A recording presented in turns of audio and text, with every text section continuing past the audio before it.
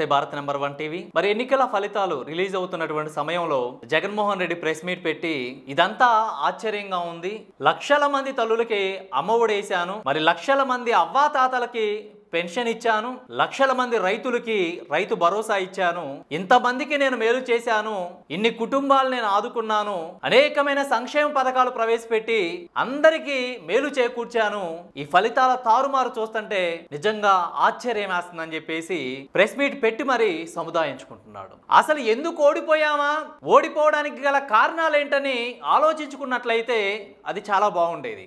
కానీ ఎందుకు ఓడిపోయామో తెలియదని చెప్పేసి తనని తాను సముదాయించుకోవడం చూస్తుంటే నిజంగా చాలా బాధేస్తుంది. అసలు జగన్మోహన్ రెడ్డి ఓడిపోవడానికి గల కారణాలేంటి చూసినట్లయితే జగన్మోహన్ రెడ్డి ఓడిపోవడానికి లక్షల కారణాలు ఉన్నాయి. అంటే సంక్షేమ పథకాలు ఇస్తేనే, ప్రజలకి లబ్ధి చేకూరిస్తేనే ప్రజలు ఓటు వేస్తారనుకోవడం నిజంగా చాలా భ్రమ. ప్రజలందరూ కూడా చక్కగా అవేర్నెస్ తో ఉన్నారు.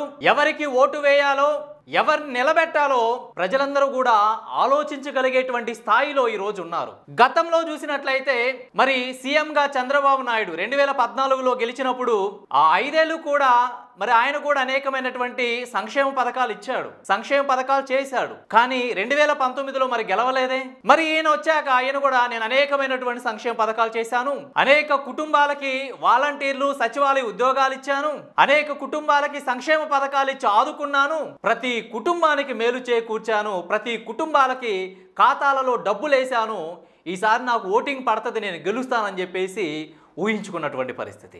సో ఏదైనా సరే ప్రజలు సంక్షేమ పథకాలు ఇచ్చి డబ్బులు వేసినంత మాత్రాన ఓటు వేస్తారనుకోవడం అది భ్రమ. ప్రజలు మంచి ఆలోచనతో ఉన్నారు, ఎవరికి ఓటు వేయాలి ఏంటి అని. ఈ 5 సంవత్సరాలు ఆలోచించుకున్నారు, ఎవరు మంచి చేస్తున్నారు, ఎవరు చేసేటువంటి పరిపాలన వల్ల మంచి జరుగుతుంది ఏంటనేది ప్రజలు స్పష్టంగా ఆలోచించి ఒక నిర్ణయానికి వచ్చారు. నిర్ణయానికి వచ్చి డిసైడ్ అయ్యారు. ఇంత పెద్ద మొత్తంలో మరి ఓటింగ్ పర్సంటేజ్ నమోదు కావడం కానీ, ఇంత పెద్ద మొత్తంలో ఓటింగ్లో ప్రజలు పార్టిసిపేట్ చేయడం కానీ, మరి ఇంత పెద్ద ఎత్తున నిజంగా కొన్ని నియోజకవర్గాల్లో చూస్తే, కొన్ని జిల్లాల్లో చూస్తే, ఉమ్మడి జిల్లాలో అసలు వైసీపీ క్లీన్ స్వీప్ 11 స్థానాలు గెలుచుకోగలిగిందంటే, వైసీపీ కనీస ప్రతిపక్ష హోదా లేని స్థాయికి వెళ్ళిందంటే మరి చూడండి ప్రజలు ఏ విధంగా ఉన్నారు, ప్రజలు ఏ విధంగా ఆలోచిస్తున్నారు ఏంటి అనేది. నేనేదో సంక్షేమ పథకాల రూపంలో డబ్బులు వేస్తే ఓటు వేస్తారనుకోవడం నిజంగా భ్రమ. మరి జగన్మోహన్ రెడ్డి ఓడిపోవడానికి గల కారణాలేంటి? ఈ 5 సంవత్సరాల్లో చేసినటువంటి తను చేసినటువంటి పనులు ఏవైతే ఉన్నాయో అవన్నీ కూడా ప్రజలకి ఇబ్బందులకు గురి చేశాయి. ఒక్కసారి చూసినట్లయితే మొదటగా రాజధాని విషయం, రాజధానిని మార్చడం. మరి శాసనసభలో బిల్లు ప్రవేశపెట్టి బిల్లు ఆమోదం పొందాక మరి దాన్ని శాసన మండలిలో ఆమోదింప చేయకుండా గవర్నర్ సంతకం చేయించి రాజధానిని మార్చినటువంటి ప్రక్రియ. రాజధానిని ప్రభుత్వం వచ్చాక గవర్నమెంట్ డిసైడ్ చేసింది, మరి ఆ డిసైడ్ చేసిన దాన్ని కూడా తారుమారు చేసి చట్టాలకు విరుద్ధంగా తిరిగి మరలా రాజధాని మార్చడం అనేది నిజంగా ఎటువంటి చర్య? అలాగే రాజధాని మార్చాక రాజధాని ప్రాంతాలలో రైతులు ఈ 5 సంవత్సరాలుగా రాజధాని విషయంలో రైతులు పోరాటాలు చేస్తున్నారు. ఆ పోరాటాలు చేస్తున్నప్పుడు, ఆ ఉద్యమాలు చేస్తున్నప్పుడు ఆ రాజధాని రైతులపై మరి పోలీసుల చేత కేసులు పెట్టించడం కానీ, వాళ్ళని ఇబ్బంది పాలు చేయడం కానీ, కొట్టించడం కానీ, ఇవన్నీ కూడా ఈ 5 ఏళ్లలో ఆ రాజధాని రైతులు పడ్డటువంటి కష్టాలు, నష్టాలు ఇవన్నీ కూడా జగన్మోహన్ రెడ్డిపై వ్యతిరేకతను చూపించాయి. అలాగే మద్య నిషేధం. మరి రాష్ట్రంలో చూసినట్లయితే పిచ్చి బ్రాండ్లు తీసుకొచ్చేసి రేటు పెంచేసి మరి ఆ మద్యంతో లక్షల మంది ప్రాణాలతోటే చెలగాటమాడేటువంటి పరిస్థితి. మద్యం ప్రియుల నుంచి పూర్తి వ్యతిరేకత మూటగట్టుకున్నటువంటి పరిస్థితి. మరి అలాగే ఇంకా చూసినట్లయితే land titling act. So land titling act తీసుకొచ్చేసి భూములు సర్వేలు చేయడం అనేటువంటి యాక్ట్ ద్వారా మరి ఏదైతే న్యాయస్థానం ఉందో న్యాయస్థానంతో సంబంధం లేకుండా చేసినటువంటి యాక్ట్ వల్ల ప్రజలలో వ్యతిరేకత వచ్చినటువంటి పరిస్థితి. అలాగే ఏ అయితే పట్టాదారు పాస్బుక్లు ఉన్నాయో మరి ఆ పాస్బుక్ల మీద కూడా జగన్మోహన్ రెడ్డి ఫోటో ముద్రించుకునేటువంటి పరిస్థితి. ఎవరైనా తన సొంత ఆస్తి మీద తమ ఫోటో ముద్రించుకోవాలని అనుకుంటారు కానీ మరి జగన్ ఫోటోను ముద్రించుకుంటే మరి ఎవరైనా ఊరకుంటారా? సో ఈ విధంగా అనాలోచితంగా తీసుకున్నటువంటి నిర్ణయాలు. అలాగే ఇంకా చూసినట్లయితే మంత్రుల యొక్క వ్యక్తిగత దూషణలు. మరి మనం ప్రజాస్వామ్యంలో ఉన్నామా? ప్రజల చేత ఓటు వేయించుకొని ప్రజల కొరకు సేవ చేయాల్సినటువంటి మనమే మరి ఈ రోజు అటువంటి ప్రజాస్వామ్యంలోనే ప్రజలు శాసనసభకి ఎన్నుకొని పంపిస్తే అటువంటి శాసనసభలో ఒకరి మీద ఒకరు దుమ్మెత్తు పోసుకునేటువంటి పరిస్థితి. ఇటు అంబటి రాంబాబు కానీ, మరి రోజా కానీ, కొడాలి నాని కానీ, అనిల్ కుమార్ యాదవ్ కానీ మరి మాట్లాడేటప్పుడు ఏం మాట్లాడుతున్నామని తెలియకుండా మరి ఒకరి మీద ఒకరు వారు చేసుకున్నటువంటి విమర్శలు కానీ, దూషణ ఎమోషన్లు కానీ ఇవన్నీ కూడా ప్రజలు గమనిస్తూ ఉన్నారు. ఏం జరుగుతుంది ఈ రాష్ట్రంలో? మనం ప్రజాప్రతినిధులుగా ఎన్నుకుంటే మరి వాళ్ళు ఏంటి ఈ విధంగా మాట్లాడడం ఏంటి, వారిలో ఉన్నటువంటి వైఖరి ఏంటి, వారు ఏ విధంగా ప్రవర్తిస్తున్నారు అనేది ప్రజలు స్పష్టంగా గమనిస్తూ ఉన్నారు. ఎవరి పరిపాలన ఎలా ఉంది, ఎవరు ఎలా నడుచుకుంటున్నారు, ఎవరి మాట తీరు ఎలా ఉంది, ఇవన్నీ కూడా ప్రజలు ఫస్ట్ నుంచి కూడా గమనిస్తూ ఉన్నారు. ఇవన్నీ కూడా వ్యతిరేకత మూట కట్టుకున్నటువంటి పరిస్థితి. ప్రజాస్వామ్యంలో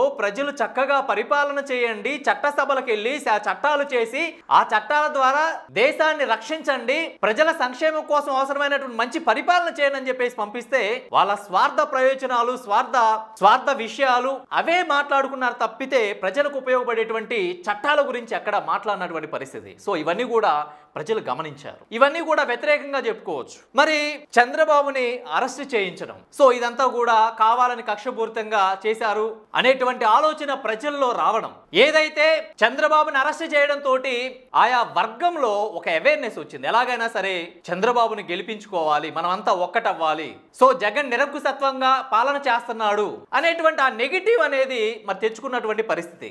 సో చంద్రబాబుని అరెస్ట్ చేయడం కూడా అతనికి ఒక మైనస్ గా చెప్పుకోవచ్చు. మరి అలాగే రాష్ట్ర వ్యాప్తంగా ఈ మధ్య కాలంలో చూసినట్లయితే కొన్ని చోట్ల దేవాలయాలలో ఉన్నటువంటి విగ్రహాలను ధ్వంసం చేయడం కానీ, తిరుపతి దేవస్థానం యొక్క ప్రాధాన్యత అనేది క్రమేపీ తగ్గిపోవడం కానీ, ఇవన్నీ కూడా జనాలు చూస్తూనే వస్తున్నారు. అంటే మత పరమైనటువంటి ఆ భేదాలనేది తీసుకురావడం కూడా ప్రజలు గమనించారు. సో ఏదైతే మత సాంప్రదాయాలు ఏదైతే ఉన్నాయో, హిందూ తత్వం ఏదైతే ఉందో దానికి ప్రాధాన్యత తగ్గిపోతుంది అన్నటువంటి విషయాన్ని కూడా దృష్టిలో పెట్టుకున్నటువంటి పరిస్థితి.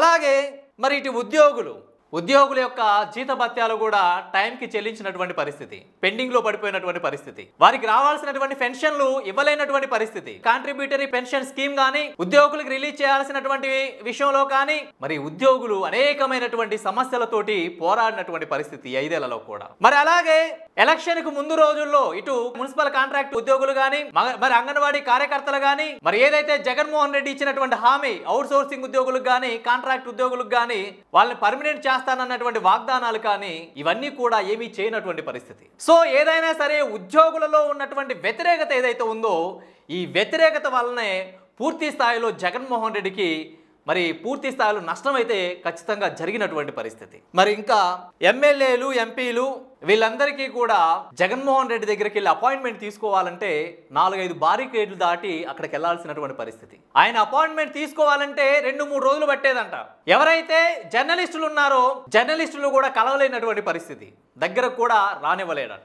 మరి 5 ఏళ్లలో ఒక సీఎంగా ప్రజల సమస్యల మీద, తాను చేస్తున్నటువంటి పనుల మీద మరి ఏ రోజు కూడా ఈ 5 ఏళ్లలో ఒక్కసారి కూడా ప్రెస్ మీట్ పెట్టి మాట్లాడినటువంటి పరిస్థితి లేదు. ఇవన్నీ కూడా జగన్మోహన్ రెడ్డికి వ్యతిరేకంగా మారినటువంటి పరిస్థితి. మరి అలాగే ఇటు రాష్ట్ర వ్యాప్తంగా ఎవరైతే బీసీలు ఉన్నారో, ఎవరైతే ఎస్సీలు ఉన్నారో వీళ్ళందరిపై కూడా మరి కొన్ని చోట్ల అయితే దాడులు జరుగుతున్నటువంటి పరిస్థితి. దాడులు చేసి లేకపోతే ఏదైనా విషయం మీద పోలీస్ స్టేషన్కి వెళ్తే అక్కడ పనులు జరగనటువంటి పరిస్థితి, పార్టీ ప్రలోభాలు, నాయకుల యొక్క ప్రలోభాలకు లోబడి న్యాయం జరగనటువంటి పరిస్థితి. ఏదైతే ప్రతిపక్ష పార్టీ ఉందో ప్రతిపక్ష పార్టీకి చెందినటువంటి నాయకులపై, కార్యకర్తలపై కేసులు పెట్టి వేధించారనేటువంటి విషయం బలంగా ప్రజల్లోకి వెళ్ళిపోయింది. మీడియా అనేటువంటి ఒక వ్యవస్థ ఉంది అనేది గుర్తెరగలేకుండా ఉండడం, ఇవన్నీ కూడా ఏదైతే లా అండ్ ఆర్డర్ ఉందో లా అండ్ ఆర్డర్ ని సరిగా నిర్వర్తించకపోవడం, ప్రలోభాలకు గురవ్వడం, దిగువ స్థాయిలో ఉన్నటువంటి ఎవరైతే నాయకులు ఉన్నారో, ప్రజాప్రతినిధులు ఉన్నారో ఆ ప్రజాప్రతినిధులు లోబడి ఈ ఉన్నటువంటి ఐఏఎస్లు కానీ, ఐపీఎస్లు కానీ పనిచేయడం, దీనివల్ల ఏదైతే వ్యవస్థ ఏదైతే ఉందో ఆ వ్యవస్థ అనేది నాశనమైనటువంటి పరిస్థితి. ఆ వ్యవస్థలో ఉన్నటువంటి అధికారులు ఎవరి పని వాళ్ళు సక్రమంగా చేయలేనటువంటి పరిస్థితి. అన్ని నియోజకవర్గాలలో కూడా పెద్ద ఎత్తున అవినీతిలకు పాల్పడ్డారు, దోచుకున్నారనేటువంటివి పెద్ద ఎత్తున ఆరోపణలు వచ్చినటువంటి పరిస్థితి. చివరి క్షణాన నియోజకవర్గంలో ఉన్నటువంటి ఇన్ఛార్జీలను మార్చడం, ఇది కూడా తనకు వ్యతిరేకంగా మారినటువంటి పరిస్థితి. మరి అలాగే ఇంకా చూసినట్లయితే రాష్ట్ర వ్యాప్తంగా ఇసుక మాఫియా చేశారని చెప్పేసి, ఇసుక రేట్లు పెంచారని చెప్పేసి, దీని ఫలితంగా బిల్డింగ్ కార్మికులు ఎవరైతే ఉన్నారో వాళ్ళంతా లక్షల మంది బిల్డింగ్ కార్మికులు రోడ్డున పడ్డారనేటువంటి విషయాలు కానీ దీని పరంగా కూడా వ్యతిరేకత మూటగట్టుకున్నటువంటి పరిస్థితి. అలాగే ఏదైతే పోలవరం ప్రాజెక్టు 5 ఏళ్లలో పోలవరం ప్రాజెక్టు పూర్తి చేస్తానన్నటువంటి హామీ నెరవేర్చకపోవడం, ప్రతి సంవత్సరం కూడా జాబ్ క్యాలెండర్ ఇస్తానని చెప్పేసి చెప్పినటువంటి హామీ కానీ మరి జాబ్ క్యాలెండర్ ఇవ్వకపోవడం, అలాగే డిఎస్సి ఇస్తానని చెప్పేసి చివరికి డిఎస్సి విషయంలో కూడా నిర్లక్ష్యంగా వ్యవహరించడం, ఇవన్నీ కూడా మరి వైసీపీకి నష్టం కలిగించినటువంటి పరిస్థితి. అలాగే రాష్ట్రంలో మేము సంక్షేమ పథకాలు ఇస్తున్నాం, పెద్ద ఎత్తున సంక్షేమ పథకాలు ఇస్తున్నారు అంటున్నారు.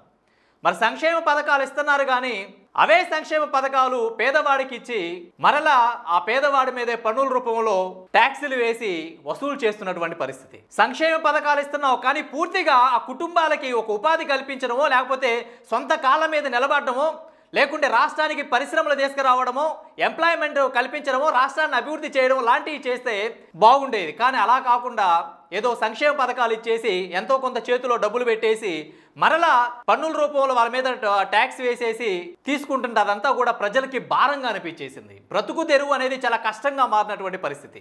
ఒక ఆలోచన చేశారు. సో ఎవరైనా సంక్షేమ పథకాలని అందజేస్తారు. అది జగన్మోహన్ రెడ్డి అయినా చంద్రబాబు అయినా సంక్షేమ పథకాలు ఖచ్చితంగా ఇంప్లిమెంటేషన్ అవుతాయి. కానీ ఇక్కడ అభివృద్ధి ఆగిపోతుంది. మరి 5 ఏళ్లలో చూసుకున్నట్లయితే ఎక్కడా కూడా రోడ్ల విషయానికి వస్తే అన్నీ కూడా గుంతలమయం. ఎక్కడ ఏ ఒక్క రోడ్డు వేసినటువంటి పాపాన పోలేదు, ఏ ఒక్క సీసీ రోడ్ వేసినటువంటి పాపాన పోలేదు. మరి పరిశ్రమలు తీసుకొచ్చినటువంటి పరిస్థితి పెద్దగా లేదు. ఇవన్నీ కూడా ప్రజల మీద ఖచ్చితంగా వాళ్ళ మీద ఇంపాక్ట్, ఒక భారాన్ని అనేది చూపించాయి. మన రాష్ట్రంలో పెట్రోల్పై వేసినంత పన్ను మరెక్కడా లేదు. సో ఇవన్నీ కూడా ప్రజలు గమనించారు. ఇక ఈ ప్రభుత్వం కరెక్ట్ కాదు, ప్రభుత్వాన్ని మార్చాలి. ఇదే పరిస్థితిలో ఉంటే రాష్ట్రం అప్పుల పాలవుతుంది, మనం వేరే రాష్ట్రాలకు వెళ్ళవలసి వస్తుంది. సో ఈ సిస్టమ్ అనేది కరెక్ట్ కాదు, ఈ పరిపాలనా విధానం అనేది కరెక్ట్ కాదని చెప్పేసి ప్రజలు ఆలోచన చేశారు. సో ఎవరైతే ఎడ్యుకేటర్స్ ఉన్నారో, ఎవరైతే ఎంప్లాయీస్ ఉన్నారో, ఈ ఉద్యోగులు కానీ వీళ్ళందరూ కూడా చక్కగా ఆలోచన చేసి ఎలాగైనా సరే ప్రభుత్వాన్ని మార్చాలని చెప్పేసి ఆలోచించినటువంటి పరిస్థితి. మరి వైఎస్ జగన్మోహన్ రెడ్డి ప్రభుత్వం మీద కొంత వ్యతిరేకత అయితే ఖచ్చితంగా ఉంది. సో వ్యతిరేకత ఉన్నప్పుడు ఓటింగ్ అనేది తగ్గాలి. కానీ ఇంత పెద్ద మొత్తంలో ఓటింగ్ నమోదు అవడం అనేది ఎవరికి అనుకూలంగా మారిందా అంటే అది చంద్రబాబుకి అని చెప్పేసి ప్రజలు ఫస్ట్ నుంచి కూడా భావించారు. ప్రజలు ఆలోచనతో ఉన్నారు, గవర్నమెంట్ మార్చడానికి సిద్ధంగా ఉన్నారు, అందుకని పెద్ద మొత్తంలో ఓటింగ్లో పాల్గొన్నారనేది అందరికీ అర్థమైపోయింది. కానీ మేము సంక్షేమ పథకాలు ఇచ్చాం, దానివల్ల గవర్నమెంట్ జగన్మోహన్ రెడ్డి నిలబెట్టాలనేటువంటి ఉద్దేశంతో ప్రజలందరూ కలిసి పెద్ద ఎత్తున ఓటింగ్లో పాల్గొన్నారని చెప్పేసి అంటున్నారు. అది అవాస్తవం. వ్యతిరేకత అనేది ఉన్నప్పుడు ఖచ్చితంగా ఓటింగ్ పర్సంటేజ్ తగ్గుతుంది. ఖచ్చితంగా గవర్నమెంట్ని మార్చాలన్నప్పుడు ఓటింగ్ పర్సంటేజ్ ఖచ్చితంగా పెరుగుతుంది. ఎవరైనా సరే సంక్షేమ పథకాల వల్ల గవర్నమెంట్ ఫామ్ అవుతుంది, ప్రజలకి లబ్ధి చేకూరిస్తే గవర్నమెంట్ ఫామ్ అవుతుంది అనేది పొరపాటు. ప్రజలపై భారం పడినంత వరకు, వారి యొక్క బ్రతుకు బండి సక్రమంగా కొనసాగినంత వరకు, రాష్ట్రం అభివృద్ధి పదంలో నడుస్తున్నంత వరకు అంతా సరిగా ఉంది, లా అండ్ ఆర్డర్ సరిగా ఉంది, మంచి పరిపాలన అందిస్తున్నారు, వ్యవస్థలు బాగున్నాయి, అంతా సక్రమంగా జరుగుతుంది, ఎక్కడా ప్రజలను ఇబ్బందులకు గురి చేయట్లేదు అని చెప్పేసి ప్రజలు భావించినంత కాలం ఆ గవర్నమెంట్ అధికారంలో ఉంటుంది. అలాంటి పరిస్థితులు లేకుండా టీడీపీ గవర్నమెంట్ వచ్చి అలాగే వ్యవహరించిన తర్వాత టీడీపీ కూడా మరలా ఇదే పరిస్థితిని ఫేస్ చేయాల్సి వస్తుంది. సో ఇదండి మరి ఏదైతే జగన్మోహన్ రెడ్డి చేసుకున్నటువంటి, తన చేతులారా తాను చేసుకున్నటువంటి పనుల వల్ల ఈరోజు తన యొక్క అధికారాన్ని కోల్పోవలసి వచ్చిందని చెప్పుకోవచ్చు.